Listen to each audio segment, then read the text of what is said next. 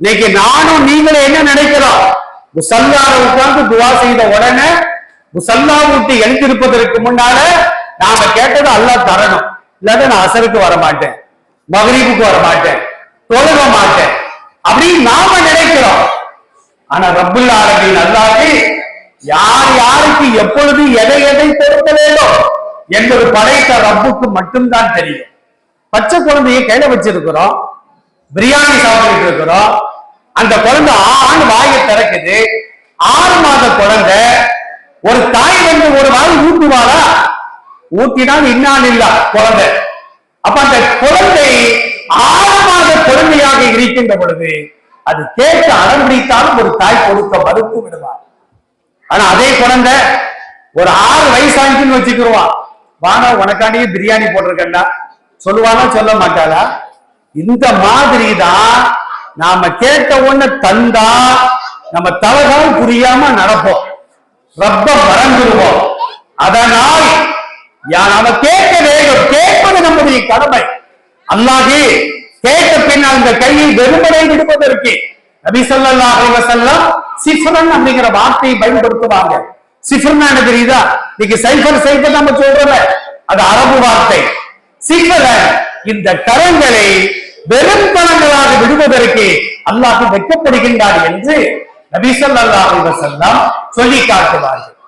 அதனால நம்ம என்ன செய்யணும்? எந்த துவா செய்வதாக இருந்தாலும் முதல்ல ஒரு இபாதத், ஒரு சின்ன வணக்கம், அதை செய்து முடித்த பின்னால் நம்ம துவா செய்தால் அல்லாஹ் இன்றைக்கு இல்லை என்றாலும் ஒரு நாள் நிச்சயமாக அதை கபூல் செய்வார்.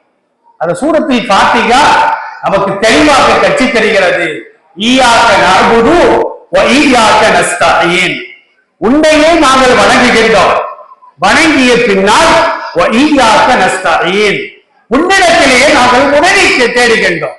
உடனே அல்லாஹ் கேட்கிறான், உனக்கு என்னப்பா உதவி? இமாம பார்த்து கேட்பான், மதியனை பார்த்து கேட்பான், நிர்வாக பெருமக்களை பார்த்து கேட்பான், பின்னால் நிற்கிற ஆண்களை பார்த்து கேட்பான், பெண்களை பார்த்து கேட்பான். உங்களுக்கு எல்லாம் என்ன வேண்டும், என்ன உதவி தேவை?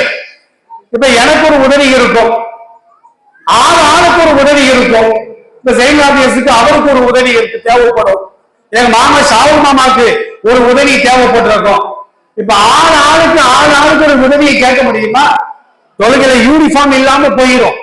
நான் கல்வியை கேட்பேன், குழந்தை இல்லாத ஒரு குழந்தையை கேட்பாரு, பணம் இல்லாத ஒரு பணத்தை கேட்பாரு, நோயானவர் ஆரோக்கியத்தை கேட்பாரு. 6 ஆளுக்கு ஒண்ணு கேட்க ஆரம்பிச்சிருவாங்க. அதான் அல்லாஹ் சொல்லுகின்றான், இவை அனைத்தும் உங்களுக்கு கிடைக்க வேண்டுமானால் இஹ்தினஸ் ஸிராத்தல் முஸ்தகீம், நேரான பாதையின் பக்கம் எங்களை கொண்டு சேர்த்துவிடு என்று நீங்கள் கேளுங்கள். உங்களுக்கு ஹிதாயத்தை கிடைத்து விட்டால் இந்த உலகமே உங்களுக்கு கிடைத்ததற்கு சமம் என்று அல்லாஹ் சொல்லாமல் அந்த பாடத்தை நமக்கு நடத்தி காட்டுகின்றார். அருமையானவர்களே, உலகை தோன்றிய நபிமார்கள் ஆதம் அலைஹிஸ்ஸலாத்தில இருந்து நமது உயிரினும் மேலான நபிகள் பெருமானார் ஸல்லல்லாஹு அலைஹி வஸல்லம் அவர்கள் வரையிலும் வந்த லட்சக்கணக்கான நபிமார்கள் வழி காட்டினார்களே தவிர, உனக்கு ஹிதாயத் வேணுமா, இந்த பாக்கெட்ல இருக்கு வச்சுக்கப்போ உனக்கு ஒரு ஹிதாயத் என்ற அதிகாரத்தை மாத்திரம் அல்லாஹ் கொடுத்திருந்தால் மற்ற நபிமார்களை விட்டு விடுவோம். நம்ம ரசூலுல்லாஹ் வாழ்ந்த காலத்துல ஒரு காஃபிர் கூட வாழ்ந்திருக்க கூடாது. தன்னுடைய சச்சா, தன்னுடைய பெரிய தந்தை அபூ தாலிப் அவர்களுக்காக ரசூலுல்லாஹ் எவ்வளவு பாடுபட்டார்கள். ரசூலுல்லாஹை அனாதையாக்கப்பட்ட நபி ஸல்லல்லாஹு அலைஹி வஸல்லம் அவர்களை தத்தெடுத்து அவர்களை வளர்க்க ஆளாக்கி அவர்களுக்கு கதீஜாவை திருமணம் செய்து கொடுத்து அடுத்தடுத்த திருமணங்களையும் செய்து வைத்து பெருமானாருக்கு பக்க பலமாக இருந்தார்களே அபூ தாலிப் மரண தருவாயில ரசூலுல்லாஹ் போய் நிக்கிறாங்க. பெரிய தந்தை அவர்களே, குல் லா இலாஹ இல்லல்லாஹ், லா இலாஹ இல்லல்லாஹ்ங்கற ஒரு வார்த்தையை நீங்க சொல்லுங்க, அஷ்ஹது பிக்க, உங்களுக்காக நான் அல்லாஹ்விடத்தில் மன்றாடுவேன் அப்படின்னு சொல்றாங்க. அவர் என்ன செய்யறாரு அப்படின்னா சொல்லலாம் பாக்குறாரு. பக்கத்துல அபூ ஜஹல் உட்கார்ந்து இருக்கிறான், மற்ற ஷைத்தான்கள் உட்கார்ந்து இருக்கிறாங்க. அபூ தாலிபை பார்த்து சொல்றாங்க, அபூ தாலிப், உன் தம்பி மகன் வார்த்தையை கேட்டுக்கொண்டு கலிமாவை நீ சொல்லிவிடாது. கலிமாவை சொன்னால் 6 அடி மண்டைக்கு கீழாக உன்னுடைய புகழ் புதைக்கப்படும். அதனால அந்த கலிமாவை சொல்லாத சொல்லாத சொல்லாதன்னு சொன்ன உடனே அவர் சொல்ல மாட்டேன்னு சொல்லியே மௌத்தா போயிட்டார். ரசூலுல்லாவுக்கு கடுமையான வேதனை. நான் ஏற்காடு சொல்றேன் அப்படின்னா, ரசூலுல்லாவிற்கு மாத்திரம் ஹிதாயத்தை கொடுக்கின்ற பொறுப்பை அல்லாஹ் வழங்கி இருந்தால் மற்றவர்களுக்கு கொடுத்தார்களோ இல்லையோ, தன் பெரிய தந்தைக்கு ஹிதாயத்தை கொடுத்து கலிமாவை சொல்ல வச்சு நீங்க சொர்க்க போக அப்படின்னு சொல்லி இருப்பாங்க. ரசூலுல்லாஹ் சொல்லலைங்க. தல்கீன் அப்படின்னு ஒண்ணு இருக்கு. அந்த தல்கீன் இன்னைக்கு நம்ம தப்பா விளங்கி இருக்கிறோம். பெரும்பாலும் சில ஆலிம்கள் கூட அதை தவறாக விளங்கி இருக்கின்றார்கள். வேதனையான ஒரு விஷயம். தல்கீன் என்ன தெரியுதா? சஹீஹான ஹதீஸ்கள் அஹ்மது உள்பட எல்லா நூல்களிலும் அந்த செய்தி பதிவு செய்யப்படுகிறது. நாம் கவனத்தில் வைத்துக் கொள்ள வேண்டும். நம்ம வீடுகள்ல நம்முடைய உறவினர்கள் யாராவது நன்னாவோ நன்னியோ ராதாவோ ராதியோ தந்தையோ மனைவியோ சக்கராத்துல இருக்காங்கன்னு வச்சுக்கிடுவோம். தலைமாட்டுல உட்கார்ந்து தலையில உட்கார்ந்துட கூடாது. தலைமாட்டுல உட்கார்ந்துகிட்டு லாயிலாக இல்லல்லா லாயிலாக இல்லல்லா அப்படிங்கிற கலிமாவை சொல்லிக்கொண்டே இருக்க வேண்டும். தல்கீன் அப்படிங்கிறதுக்கு என்ன அர்த்தம் தெரியுமா? ஞாபகம் மூட்டுதல். கலிமாவை ஞாபகம் மூட்டுதல். அப்ப இறக்கும் தருவாயில் உள்ளவருக்கு அருகில் அமர்ந்து கொண்டு லாயிலாக இல்லல்லா சொல்லுங்கன்னு சொல்லக்கூடாது. அவன் சொல்ல மாட்டேன்னு சொல்லி இறந்துட்டார்னா தீகா நிரந்தரமாக நரகத்திற்கு செல்வார். அதனால் அவர் தலைமாட்டில் அமர்ந்து கொண்டு கலிமாவை நாம் சொல்லிக் கொடுத்து கொண்டே இருக்க வேண்டும். இன்னைக்கு யார் அப்படி சொல்லிக் கொடுக்கிறா? ஒரு ஆள் சக்கராத்துல இருந்தவொன்னு புலி வெட்டுறதுக்கும் துணி வாங்குறதுக்கும் கட்டையை வாங்குறதுக்கும் சந்தூக்குக்கும் சொல்லி ஆள் அனுப்பிட்டு இருக்கிறோம். இவர் எஞ்சி உட்கார்ந்து இருக்காரு. உட்கார்ந்து 10 வருஷம் கழிச்சுதான் மௌத்தா போறாரு. ஒரு ஊர்ல அப்படிதான் ஒரு தாத்தா மௌத்தா போற ஸ்டேஜ்ல இருக்கிறார். ஒரு மகன் சொன்னா, எங்க அப்பா இறந்துட்டானா குதிரை சாரட்டு வண்டியை வச்சுதான் நான் சுடுகாட்டுக்கு கொண்டு போவாங்கிறான். ஒருத்தன் நான் ஒட்டகத்துல வச்சு கொண்டு போவாங்கிறான். ஒருத்தன் யானையில வச்சு கொண்டு போறேன்டா. தாத்தா சொன்னாரு, என் கம்ப கொடுக்க நான் எப்படி சுடுகாட்டுல போய் படுத்துக்கிதான் இருக்கேன். அப்ப என்ன செய்ய வேண்டும்? தல்கீனை நாம் சொல்லிக் கொடுக்க வேண்டும். எத்தனை பேரை நம்ம கலிமாவை ஞாபகம் ஊட்டுறோம்? ஞாபகம் ஊட்ட வேண்டும். ரசூலுல்லாஹ் சொல்றாங்க. சில ஊர்கள்ல என்ன செய்யறாங்க தெரியுமா? இறந்து அவரை குளிப்பாட்டி கஃனாடை அணிந்து சுமந்து சென்று ஜனாசல் தொழுகை நடத்தி கபருக்குள்ளால வச்சு மண்ணையெல்லாம் போட்ட உடனே கபருடைய தலைமாட்டில் உட்கார்ந்துகிட்டு மலக்குல் மௌத் வருவார், முன்கர் நக்கீர் வருவார், மண் ரப்புக்கன் கேட்பாரு. நீ அல்லான்னு சொல்லு, வேற எதுவும் சொல்லி தொலைச்சிடாத, அல்லான்னு சொல்லு. உன்னுடைய தூதர் யார் என்று கேட்பார்கள். முஹம்மது ஸல்லல்லாஹு அலைஹி வஸல்லம் என்று நீ சொல். உன் மார்க்கம் என்ன என்று கேட்பார்கள். என் மார்க்கம் இஸ்லாம் என்று சொல். கலிமாவை சொல். இருக்கும் போதே அந்த மனுஷன் கேட்க மாட்டான்ட்டான். இறந்த பின்னால் அவருக்கு சொல்லி என்ன பிரயோஜனம்? நடக்குதா இல்லையா? பரீட்சை ஆணுக்குள்ளார போனோம்னா கொஸ்டின் பேப்பர் கொடுத்தாரு.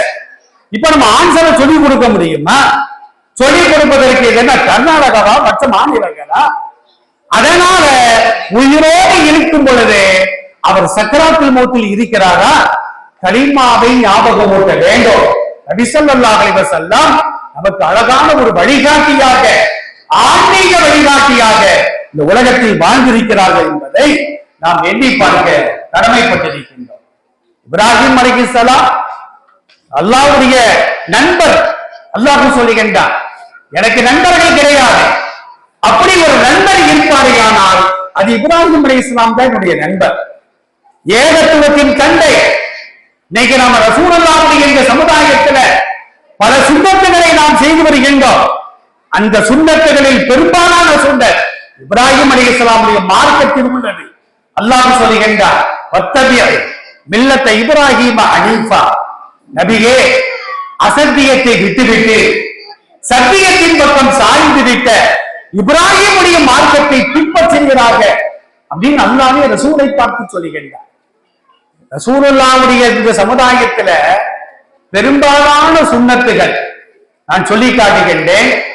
இப்ப முகத்தை நாம் எடுத்துக்கொண்டால், இப்ப நம்ம ஒளி செய்கின்ற பொழுது நாசிக்கு தண்ணீர் செலுத்துகின்றோம். அது ஒரு சுன்னத்தான காரியம். இது யார் செய்தது? இப்ராஹிம் அலைஹிஸ்ஸலாமுடைய மார்க்கத்தில் உள்ளது. ஒளி செய்வதற்கு முன்னால் பற்களை நாம் தேய்க்கின்றோம். ரசூலுல்லாஹ் சொன்னாங்க, லவ்லா அன் அசுத்தலா உம்மத்தி, என் சமுதாயத்திற்கு சிரமமாக இருக்கும் என்று நான் கருதவில்லை என்றால் அமர்த்தும் பிசிவா இந்த புள்ளி உணோயன், ஒவ்வொரு நேரம் ஒளி செய்யும் பொழுதும் பல் தேய்ப்பதை நான் கடமையாக்கி இருப்பேன் என்று சொன்னார்கள். ஆனா ரசூல்லா கடமையாக்கல. இந்த மாதிரி செய்திகள் ஹதீசுகள்ல ஏராளமான செய்திகள். ரசூலுல்லா சஹாபாக்கள் இஷாவுக்கு பாங்கு சொல்லியாச்சு, பள்ளிவாசல் வந்து உட்கார்ந்து இருக்கிறாங்க. எல்லாமே சகிகான செய்திகள், ஆலிம்கள்ட்ட கேட்டு பாருங்க. அப்ப ரசூலுல்லாவுடைய வருகையை எதிர்பார்த்து சஹாபாக்கள்லாம் சஃப்ல உட்கார்ந்து இருக்கிறாங்க. 9 மணி ஆகுது, 10 மணி ஆகுது, 11 மணி ஆகுது. ரசூலுல்லா இஷா தொழுகைக்காக வரவே இல்லை. 11:30 வராங்க ரசூலுல்லா. இரவினுடைய சரி பாதியில பள்ளிவாசலுக்கு வருகிறார்கள். வந்து பார்த்தா சஹாபாக்கள்லாம் என்ன செய்யறாங்கன்னா உட்கார்ந்து தூங்கி கொண்டிருக்கிறார்கள். தூங்குறாங்கன்னா எப்படி தூங்குறாங்க? அதாவது சம்பளம் போட்டு உட்கார்ந்துகிட்டு இந்த தலை வந்து என்ன செய்யலாம், மார்பு பகுதியில படுகின்ற அளவிற்கு குடிந்து தூங்குகிறார்கள். அப்படி ஒரு ஆள் தூங்கினான்னா ஒளி முடியாது. இந்த சட்டங்களை நாம் தெரிந்து வைத்துக் கொள்ள வேண்டும். ஒளி செய்த பின்னால படுத்து தூங்கினால் ஒளி முறிஞ்சிடும். ஒரு சுவர்ல சாஞ்சி தூங்குறோம், அந்த சுவரை இழுத்தா கீழே விழுந்துருவாரு. அந்த மாதிரி பலமா சாஞ்சி தூங்கினாலும் ஒளி முறிஞ்சிடும். அதே நேரத்தில் காட்சி பிரிந்தால் ஒளி முறிந்து விடும், மலஜலம் கழித்தால் ஒளி முறிந்து விடும். அதே நேரத்தில் குளிப்பு கடமையாகிவிட்டாலும் ஒளி முறிந்து விடும். மற்றபடி நம்ம உட்கார்ந்தே தூங்குறோம் அப்படின்னா ஒளி முறியாது. ஆனா உட்கார்ந்து தூங்குறது வலது பக்கம் இடது பக்கம் சாஞ்சிட்டான்னு வச்சுக்கிடுவோம், ஒளி முறிஞ்சிடும். இது ஆண்களுக்கும் பெண்களுக்கும் பொதுவான ஒரு சட்டம். ஆனா இந்த வரிசையில ரசூல்லா வரமாட்டாங்க. ஹதீசுகள்ல என்ன பதிவு செய்யப்படுது அப்படின்னா, நபி ஸல்லல்லாஹு அலைஹி வஸல்லம் தஹஜ்ஜத் தொழுவாங்க. இப்ப நம்மளுக்கெல்லாம் 5 வக்து தான் கடமை, ரசூலுல்லாஹ்வுக்கு 6 வக்து கடமை. தஹஜ்ஜத் அவங்களுக்கு ரசூலுல்லாஹ்வுக்கு கடமை, நமக்கெல்லாம் சுன்னத். தொழுதா நன்மை, தொழுகலைன்னா பாவம் இல்லை. ஆனா ரசூலுல்லாஹ் கட்டாயமாக தொழுக வேண்டும். தஹஜ்ஜத் தொழுவாங்க. 2 ரக்காத்தா, 8 ரக்காத்து வரைக்கும் தொழுகலாம். குறைஞ்சது 2 ரக்காத், 4 ரக்காத்தா தொழக்கூடாது. 2 ரக்காத்துக்கு ஒருக்கா சலாம் கொடுத்துதான் அந்த தஹஜ்ஜுத்தை நாம் தொழுக வேண்டும். தஹஜ்ஜுத்னால என்ன அர்த்தம் தெரியுமா? தூங்கி எழுந்து தொழுகும் தொழுகை. ஒரு ஆள் 10 மணிக்கு படுக்கிறாரு, 10:15 எழுந்திட்டாரா, இவரு கூட தஹஜ்ஜத் தொழுகலாம். அதாவது இரவினுடைய 3வது பகுதியில் தொழுவது சிறந்தது தானே தவிர 3வது பகுதியில் தான் தொழுகணும் அப்படின்னு சட்டம் கிடையாது. இப்ப நபி ஸல்லல்லாஹு அலைஹி வஸல்லம் என்ன செய்வாங்கன்னா, இரவினுடைய 3வது பகுதியில தஹஜ்ஜத் தொழுவாங்க. தொழுது விட்டு கொஞ்ச நேரம் அயர்ந்து தூங்குவார்கள். ஆயிஷா ரலியல்லாஹு அன்ஹா ஒரு செய்தியில சொல்றாங்க, ஒரு நாள் ரசூலுல்லாஹ் தாவா செய்து கடுமையான படைப்பு, தஹஜ்ஜத் தொழுது தூங்குனாங்க, குரட்டை விட்டு தூங்குனாங்கன்னு ஆயிஷா ரலியல்லாஹு அன்ஹா ஒரு ஹதீஸிலே அறிவித்து காட்டுவார்கள். குரட்டை விட்டு தூங்குவாங்களா? ஃபஜ்ருக்கு பாங்கு சொன்ன உடனே பிலால் ரலியல்லாஹு அன்ஹு தட்டி எழுப்புவார்கள். எழுந்த பெருமானார் என்ன செய்வாங்கன்னா, ஒளி செய்ய மாட்டாங்க, நேரம் முன்சுன்னத்து தொழுவ போயிருவாங்க. இதுல என்ன தெரியுது? ரசூலுல்லாஹ் தூங்கினாலும் அவர்களுடைய ஒளி முறியவே செய்யாது. அதுக்கு என்ன காரணம் தெரியுமா? அல் ஐனானி யனாமானி வல் கல்பு யக்லான், ஹதீஸ்ல வரக்கூடிய வார்த்தை. இப்ப நம்ம எல்லாம் முடிச்சுக்கிட்டே தான் இருப்போம், ஆனா கல்பு தூங்கிட்டு இருக்கும். என்ன பேசுறாரு? நல்லா பேசுறாரு, ஆனா என்ன பேசுறான்னு தெரியல. நம்ம முன்னால யார் போனா வந்தா அது கூட சில பேருக்கு தெரியும். நமக்கு கண்ணு விழித்திருக்கும் பொழுதே கல்பு தூங்குது. ஆனா ரசூலுல்லாஹ்க்கு அப்படி இல்லை. கண்கள் தூங்கினாலும் யார் யார் என்ன பேசுறா, யார் வந்தா, யார் போனா எல்லாமே பெருமானாருக்கு தெரியும். அதனால ரசூலுல்லாஹ் தூங்கினாலும் கூட அவர்களுக்கு ஒளி என்பது புரியவே முடியாது. அப்ப நபி ஸல்லல்லாஹு அலைஹி வஸல்லம் இந்த சட்டங்களை நமக்கு தெளிவாக சொல்லி காட்டுவார்கள். இப்ப இப்ராஹிம் அலைஹிஸ்ஸலாம் அவங்க சமுதாயத்தினுடைய ஆன்மீக தலைவர். அவங்களுடைய சுண்ணத்துல ஒரு சுண்ணத்தை என்ன அப்படின்னா, நாசிக்கு தண்ணீர் செலுத்த வேண்டும், அதை நல்லவிதமாக சிந்த வேண்டும், பற்களை தேய்க்க வேண்டும். ரசூலுல்லாஹ் இஷா தொழுகையை 12 மணி வரைக்கும் பிற்படுத்துறாங்க. அப்பதான் சொன்னாங்க, என் சமுதாயத்திற்கு சிரமமாக இருக்கும் என்று நான் கருதவில்லை என்றால், உலகம் உள்ளளவும் இஷா தொழுகை எப்பதான் நடக்கணும்? 12 மணிக்கு. இப்ப 8 மணிக்கு வச்சாலும் ஒரு சொப்பு வர்றதுக்கு யோசிக்கிறோம். 12 மணிக்கு வச்சா யாருமே வரமாட்டாங்க. இமாம், முஅத்தின், நிர்வாக பெருமக்கள் அவ்வளவுதான் நிக்க முடியும். அப்ப நபி ஸல்லல்லாஹு அலைஹி வஸல்லம் இந்த சமுதாயத்தின் மீது அக்கறை கொண்டு இஷாவை பிற்படுத்தாம முற்படுத்தி இந்த சமுதாயத்திற்கு வழங்கி இருக்கிறார்கள் என்பதை நாம் எண்ணி பார்க்க வேண்டும். அடுத்து ரசூலுல்லாஹ் சொன்னாங்க, ஆண்கள் தாடி வளர்ப்பதும் மீசையை கத்தரிப்பதும் ஆண்களும் பெண்களும் நகங்களை வெட்டுவதும், வாரத்திற்கு ஒரு முறையாவது நாம் நகங்களை வெட்ட வேண்டும்.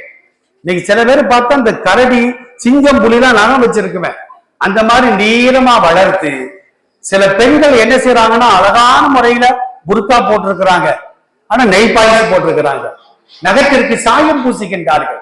தொழுகை எப்படி கூடும்? ஒளி செய்தால் ஒளி கூடுமா? சில ஊர்கள்ல பார்த்தா அப்படின்னா புதுமண தம்பதிகளுக்கு மாப்பிள்ளையும் பொண்ணும் சேர்ந்து கையில நெய் பாலிஷ் போடுறாங்க. அவர்கள் குளிப்பு கடமையாகாதா? அந்த கடமை எவ்வாறு நீங்கும்? உடல் முழுவதும் நடைகின்ற அளவிற்கு குளித்தால் தானே கடமையான குளிப்போ நீங்கும் என்பதாக மார்க்கம் சொல்லுகிறது. ஒரு ஊசி முனை அளவிற்கு தண்ணீர் படவில்லை என்றாலும் கூட அந்த குளிப்பு அல்ல. அதற்கு பின்னணியில் 1000 ரக்காத்துகள் கொடுத்தாலும், இறையில்லமாம் திரு காபாவை தவாஃப் செய்தாலும் கூட அல்லாஹ் அந்த தவாஃபை ஏற்றுக்கொள்ள மாட்டான். தவாஃபுக்கு ஒரு அவசியம். சில பேர் தவாஃப்ல கூட ஒளி இல்லாம தவாஃப் செய்வதாக நாம் கேட்டு வருகின்றோம், கேள்விப்படுகின்றோம். அப்ப நபி ஸல்லல்லாஹு அலைஹி வஸல்லம் சொல்வார்கள், வாரத்திற்கு ஒரு முறையாவது நகத்தை நாம் வெட்ட வேண்டும், நம்முடைய பிள்ளைகளுக்கும் நாம் வெட்டிவிட வேண்டும். அடுத்து ஒரு சுன்னத் என்ன தெரியுமா? அக்குள் முடிகளை 40 தினங்களுக்கு ஒரு முறையாவது ஆண்களும் பெண்களும் அகற்ற வேண்டும். மறைவான இடத்தில் வளரக்கூடிய முடிகளையும் 40 தினங்களுக்கு ஒரு முறை அதை அகற்ற வேண்டும். பெருமானார் ஸல்லல்லாஹு அலைஹி வஸல்லம் அவர்களுக்கு இப்ராஹிம் அலைஹிஸ்ஸலாம் அவர்கள் மூலமாக அல்லாஹ் கற்றுத் தருகின்றார். அப்படிப்பட்ட இப்ராஹிம் அலைஹிஸ்ஸலாம் அவங்களை பெற்றெடுத்த தந்தை ஆசர் இருக்கிறாரு. குர்ஆனை திறந்து பாருங்கள். ஆசர்ட்ட போய் தாவா செய்யறாங்க. யா அபதி லா தஅபுதி ஷைத்தான், யா அபதி லிம தஅபுது மா லா யஸ்மஉ வலா யுபஸிரு வலா யுக்னி அன்க ஷைஆ. எதையும் பார்க்காத, எதையும் கேட்காத, உனக்கு நன்மையும் தீமையும் செய்யாத அந்த சிலைகளை ஏன் நீ வணங்குகிறாய் என்று கேட்கின்ற பொழுது இப்ராஹிம் அலைஹிஸ்ஸலாமுடைய வாப்பா அமைதியா இருக்கிறார். உபதேசம் பண்றாங்க, தாவா செய்யறாங்க.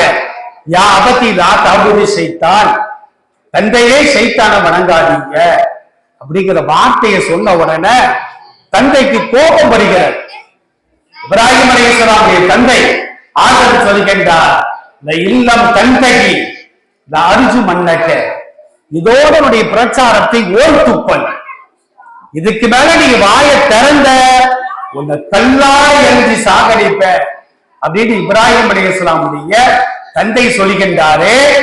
அல்லாஹ்வுடைய நேசர், அவர் வழிகாட்டத்தான் முடியுமே தவிர அவருக்கு ஹிதாயத்தை கொடுக்கிற பொறுப்பை அல்லாஹ் கொடுத்திருந்தா, அத்தாங்க வாங்க நான் ஹிதாயத்தை உங்களுக்கு தாரேன் அப்படின்னு அவர் சொல்லி இருக்கிறார். சொன்னாங்களா? சொல்லலையே.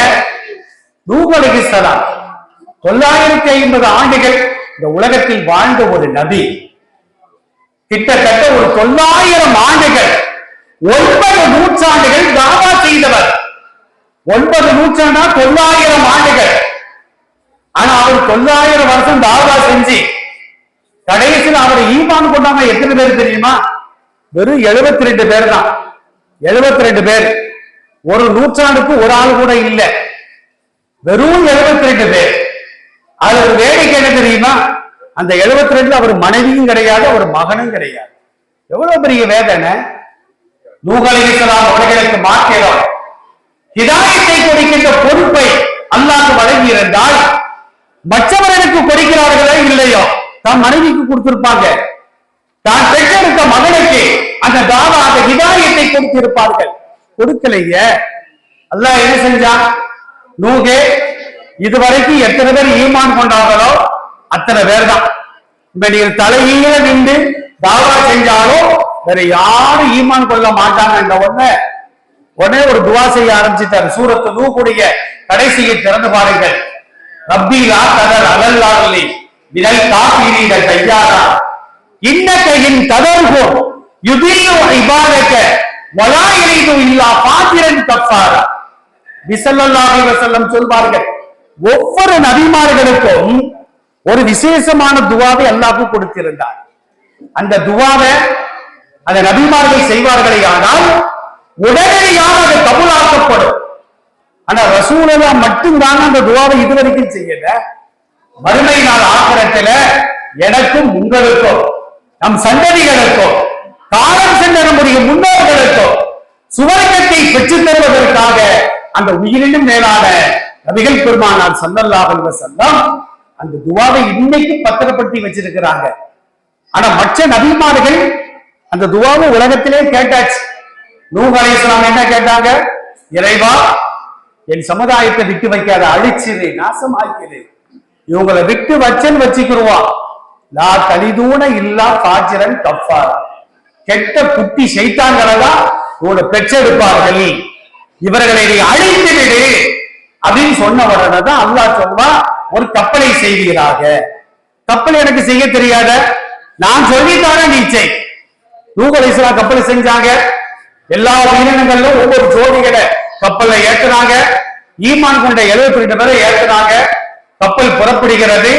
இன்னைக்கு அந்த கப்பல் பத்திரமாக இருக்கிறது. ஜூதி அப்படிங்கிற மலையில அந்த கப்பல் ஒதுங்குகின்றது. ஜூதி மலையினுடைய உச்சி எவ்வளவு தெரியுமா? தரைப்பகுதிக்கு 14,000 அடிகள். 14,000 அடிகள். அப்ப அவ்வளவு உயரத்திற்கு நூஹ் அலைஹிஸ்ஸலாமுடைய காலத்துல வெள்ளப்பிரளயம் ஏற்பட்டதாக அல் குர்ஆன் நமக்கு தெளிவாக சொல்லுகின்றது. இந்த நூஹ் அலைஹிஸ்ஸலாம் தன் மகனுக்கு ஹிதாயத்தை கொடுத்திருப்பாங்களே, தன் மனைவிக்கு ஹிதாயத்தை கொடுத்திருப்பாங்களே, ஆனா கொடுக்கல. அதுல என்ன தெரியுது? நபிமார்கள் எல்லோரும் வழி காட்டத்தான் செய்வார்களே தவிர நேரான பாதையின் பக்கம் சேர்த்து வைக்கவே மாட்டார்கள். அத சூரத்தில் ஃபாத்திஹால வரக்கூடிய இஹ்தினா சிராத்தல் முஸ்தகீம் அப்படிங்கிற வார்த்தைக்கு என்ன பொருள் போடுவாங்க அப்படின்னா, இறைவா எங்களுக்கு வழி காட்டின் அர்த்தம் அல்ல, நேரான பாதையின் பக்கம் எங்களை கொண்டு சேர்த்து விடு என்றுதான் அதற்கு பொருள் என்பதாக முஃபஸீர்கள் நமக்கு தெளிவாக சொல்லி காட்டுவார்கள். அருமையானவர்களே, நபி ஸல்லல்லாஹு அலைஹி வஸல்லம் இந்த சமுதாயத்திற்கு ஆன்மீகத்திற்கு வழிகாட்டினார்கள், அரசியலுக்கும் வழிகாட்டி இருக்கிறார்கள், உலகத்தில் உள்ள எல்லா துறைகளுக்கும் வழிகாட்டி இருக்கிறார்கள். இஸ்லாத்துல பேசப்படாத துறைகளே கிடையாது. உலகத்துல எல்லா துறைகளுக்கும் கல்லூரிகள் உண்டு. குடும்பவியலுக்கு எங்கேயாச்சும் கல்லூரி இருக்குதா? அரசு குடும்பவியல் கல்லூரி, தனியார் குடும்பவியல் கல்லூரி. கணவன்னா யாரு, மனைவினா யாரு, கணவனுடைய கடமைகள் என்ன, மனைவியுடைய கடமைகள் என்ன, கணவனுடைய உரிமைகள் என்ன, மனைவியுடைய உரிமைகள் என்ன, குழந்தை பிறந்த பின்னால என்ன செய்யணும், ஆண் குழந்தைக்கு எவ்வளவு அக்கீக்கா கொடுக்கணும், பெண் குழந்தைக்கு என்ன அக்கீக்கா கொடுக்கணும், இந்த மாதிரி சொல்லித்தரக்கூடிய கல்லூரிகள் உலகத்துல எங்காவது இருக்கா? எங்கேயுமே கிடையாது. ஆனா இஸ்லாத்தில் மட்டும்தான் 1400 ஆண்டுகளை தாண்டி அந்த கல்லூரி நடைபெறுகிறது. வேற எங்கேயும் போக வேண்டிய அவசியம் இல்லை. அல் குர்ஆனையும் அல் ஹதீஸையும் திறந்து பார்த்தால் போதும். அல்லாஹ் திருக்குர்ஆன்ல நீங்க பெரும்பாலும் என்ன நினைக்கிறாங்க அப்படின்னா, திருமணத்திற்கு பின்னால் மனைவி மட்டும்தான் கடமைப்பட்டவள், அவளுக்கு உரிமைகளே கிடையாது, கணவன் அவன் உரிமை பெற்றவள், அவனுக்கு கடமைகள் கிடையாது, மனைவியானவளுக்கு உரிமைகள் கிடையாது என்று தப்பாக எண்ணிக்கொண்டிருக்கின்றோம். ஆனா சூரத்துல் நிசால ஒரு வசனத்திலே அல்லாஹ் தெளிவாக பேசுவார். வலகுன்ன பிஸ்ருல்லதி அலைஹின்ன பில் மஅரூஃப். அற்புதமான வசனங்கள். அல் குர்ஆனை தவிர்த்து இது போன்ற வசனங்கள் தௌராத்துல கிடையாது, இஞ்சில்ல கிடையாது, ஜபூர்ல கிடையாது, மற்ற வேதங்களில் கிடையாது. உலக பொதுமறை என்று போற்றப்படுகின்ற திருக்குறள்ல கூட இந்த கருத்து கிடையாது. அல் குர்ஆன்ல மட்டும்தான் இந்த வசனத்தை அல்லாஹ் இறக்கி வைக்கின்றார். இந்த வசனத்துக்கு என்ன பொருள் தெரியுமா? இன்னைக்கு இஸ்லாமிய சமுதாயத்து பெண்கள் மார்க்கத்தை கற்றுக்கொள்ளாத ஒரே காரணத்தினால் கணவனுடைய வீடுகளிலே ஏமாற்றப்படுகிறார்கள். நான் ஆணித்தரமாக சொல்லி காட்டுகின்றேன். எங்க மாவட்டத்து காட்சியோட நான் நெருக்கமாக இருக்கிறதுனால வரக்கூடிய பிரச்சனைகள்லாம் பார்த்தா ஒரு காலத்துல ஆண்கள் தான் தலாக்கு விட்டுட்டு இருந்தாங்க. இப்ப பெண்கள் எங்களுக்கு குலாத்தாங்க குலாத்தாங்க குலானா மனைவி விடுதலை ஆகுது, அதை கேட்டுட்டு இருக்கிறாங்க இன்னைக்கு. அதுக்கு என்ன காரணம்? மார்க்கத்தை திருமணத்திற்கு முன்னால் கற்க வேண்டிய முறையில் இந்த பெண்கள் சமுதாயம் கற்காத காரணத்தினால் புகுந்த வீட்ட பல வகையான தொல்லைகளுக்கும் துயரங்களுக்கும் ஆளாகக்கூடிய ஒரு காட்சியினை இன்றைக்கு பரவலாக பார்த்து வருகின்றோம். அருமையானவர்களே, ஒரு சின்ன செய்தியை பாருங்க. அல்லாஹ் என்ன சொல்றாரு தெரியுமா? அந்த பெண்களுக்கு கடமைகள் இருப்பதை போன்று அவர்களுக்கு உரிமைகளும் உண்டு. கணவனுக்கு செய்ய வேண்டிய கடமைகள் இருப்பதை போன்று கணவன் கேட்டு பெறக்கூடிய உரிமைகளும் உண்டு. இந்த மாதிரி ஒரு அற்புதமான ஆயத்து குர்ஆனிலே கிடையாது. இந்த ஒரு வசனம் தான் அல் குர்ஆனிலே இருக்கிற.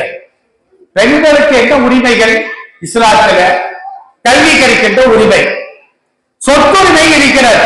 ஒரு காலகட்டத்தில் 19ஆம் நூற்றாண்டில் தான் இந்த உடன்கட்டை ஏறுதல் என்பது இந்தியாவில் நிறுத்தப்படுகிறது. அதுக்கு முன்னால வரைக்கும் கணவன் இறந்து விட்டால் கணவனை வெறுப்பில் போட்டு எரிக்கின்ற பொழுது மனைவி ஒண்ணு தானா போய் விழணும், இல்லாட்ட பிள்ளைங்க பிடிச்சி தள்ளி விட்டுருவாங்க. நீங்க புருஷனோடு சேர்ந்து எரிந்து சாம்பலா போயிரு அப்படின்னு. அதுக்கு என்ன காரணம் தெரியுமா? கணவனுடைய சொத்தில் மனைவி பங்குக்கு வந்து விடுவாரோ அப்படிங்கிற ஒரே அச்சம் தான். ஆனால் நபிகள் நாயகம் ஸல்லல்லாஹு அலைஹி வஸல்லம் அவர்கள் 570 நபி பிறந்து 633 மௌத்தா போனார்கள். 23 ஆண்டு காலகட்டங்களிலே சதி திட்டங்களை எல்லாம் உடன்கட்டை ஏறுதல் அடியோடு நிறுத்தப்பட்டு பெண்களாக இருந்தாலும் அவர்களுக்கும் வாழும் உரிமை இந்த உலகத்தில் உண்டு. பெண்களாக இருந்தாலும் அவருக்கும் சொத்திலே பங்கை கொடுக்க வேண்டும். மார்க்கம் சொல்லுகின்ற சட்டங்கள் அந்த காலத்து சட்டம் இன்னைக்கு இருக்குன்னு வச்சுக்கிறோம். அல் குர்ஆன் இல்ல, அல் ஹதீஸ் இல்ல அப்படின்னா நீங்க இந்த தாய்மார்கள் எல்லாம் பார்க்கவே முடியாதுங்க. ஏன் இவங்களை என்ன, இவங்க நன்னா நன்னி அவங்களுடைய நன்னா நன்னி அவங்க எல்லாம் என்னைக்கே தீயில் தள்ளப்பட்டு அவங்க எல்லாம் சாம்பலாக்கப்பட்டு இருப்பார்கள். வாழும் உரிமை, கல்வி கற்கும் உரிமை, சொத்துரிமை. ஒரு கணவன் மனைவிக்கு செலவுக்கு கொடுக்கலையா? நபி ஸல்லல்லாஹு அலைஹி வஸல்லம் சொன்னாங்க, தாய்மார்களே ஒரு ரகசியத்தை நான் சொல்லி காட்டுகின்றேன். ஒரு நபி தோழி ரசூலுல்லாஹ்வுடைய ஒரு தோழி வருகிறார். யார ரசூலல்லாஹ், என் கணவர் ரொம்ப கஞ்சனா இருக்காரு, சாப்பாட்டுக்கு ஒண்ணும் தர மாட்டேங்கிறாரு, டிரெஸ் வாங்கி தர மாட்டேங்கிறாரு, மருத்துவ செலவுக்கு ஒண்ணும் தர மாட்டேங்கிறாரு, அதனால அவர் இல்லாத நேரத்துல பாக்கெட்ல கை போடலாமா அப்படின்னு அம்மா கேட்கு. பாக்கெட்ல கை போட்டு எனக்கு செலவுக்கு தேவையான பணத்தை நான் எடுக்கலாமா? அப்படி எடுத்தால் நான் திருடி என்ற பட்டம் எனக்கு கிடைக்குமா அப்படின்னு கேட்டவுடனே ரசூலுல்லாஹ் சொன்னாங்க, நீ சொல்வது உண்மையாக இருந்தால் உனக்கும் உன் பிள்ளைகளுக்கும் தேவையான பணத்தை தாராளமாக உன் கணவனின் அனுமதி இல்லாமலேயே நீ எடுத்துக் கொள்ளலாம் என்று சொன்ன உரிமை இஸ்லாத்தில் மட்டும்தான் உண்டு. இதல்லாம அவர் கை நிறைய தந்து மறுபடியும் கையை விட்டா கையை வெட்ட வேண்டியதுதான், மறுபடியும் திருடா காலை தான் வெட்டணும். அதனால அவர் தரல அப்படின்னா அல்லாஹ் திருக்குர்ஆனிலே சொல்லி காட்டுவான், வலல் மௌலூதி லஹு ரிஸ்குஹுன்ன வ கிஸ்வத்துஹுன்ன பில் மஅரூஃப். மௌலூதி லஹுன்னா என்ன அர்த்தம்? கணவன் அர்த்தம். கணவரின் மீது கடமையாக இருக்கிறது மனைவிமார்களுக்கு உணவு கொடுப்பதும் மனைவிமார்களுக்கு ஆடை கொடுப்பதும்.